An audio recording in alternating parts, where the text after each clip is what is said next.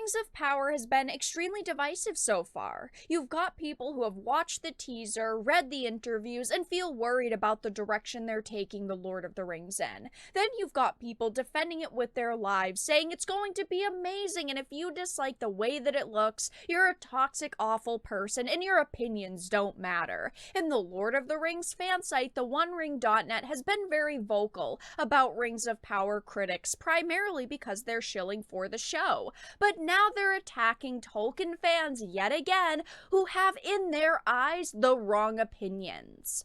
I have a few things to show off, but before we get into the topic at hand, if you enjoy the content that I create, please make sure to subscribe to the channel and hit the notification bell. Follow me on social media like Twitter or mine so that you can see when my content is posted. And of course, if you do really enjoy the videos and the live streams that I create, please consider becoming a Dark Titan via Patreon for just $1 a month, or support the channel via YouTube memberships. All of the links are in the description, and of course, I do really appreciate all of the support.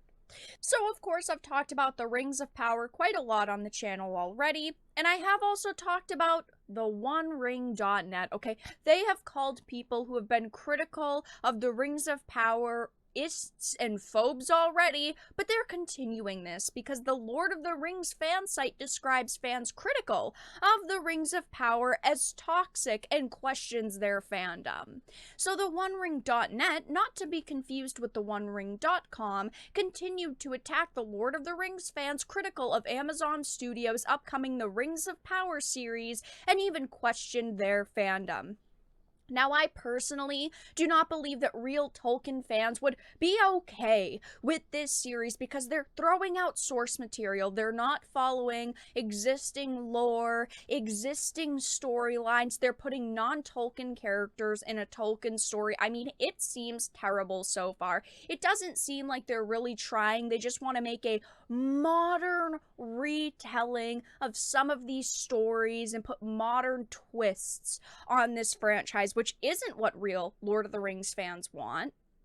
But it says TORN, which previously claimed to be a safe haven for debate for Lord of the Rings fans, continues to expose just how big of a lie that was. I couldn't believe when they said that, when they were talking about how they were a safe haven for debate for fans, because that is just untrue. They block people, they hide replies on social media, they hate debate unless it's debate on their side, unless it's debate they agree with. The website's official Twitter account shared a tweet from NBC News that says content creators of all genres are pivoting to cover the Depp v. Heard trial, riding the algorithm to millions of views. I spoke to one 15-year-old boy who went from Elden Ring streams to trial coverage, and he's now at millions of channel views and counting, and the OneRing.net retweeted this, saying, sharing this for all of our fellow LOTR enthusiasts and media outlets who might get discouraged by toxic Tolkien takes on YouTube. It's the algorithm's fault and does not represent an honest view of our fandom.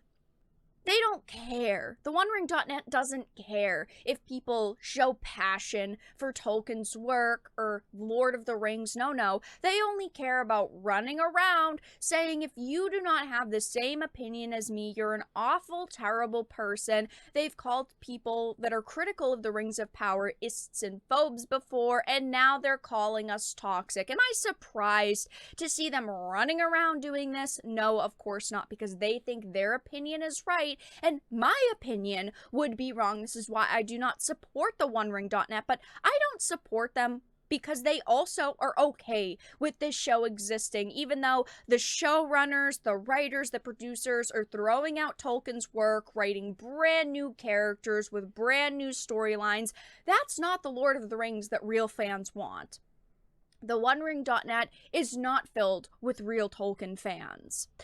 It says, first, the assertion that people criticizing the Rings of Power are toxic is a complete and utter lie. It is not toxic to critique the Rings of Power for not adhering to his work, especially when the showrunners admit they don't even have the licenses for most of the works that cover the time period they claim to be adapting.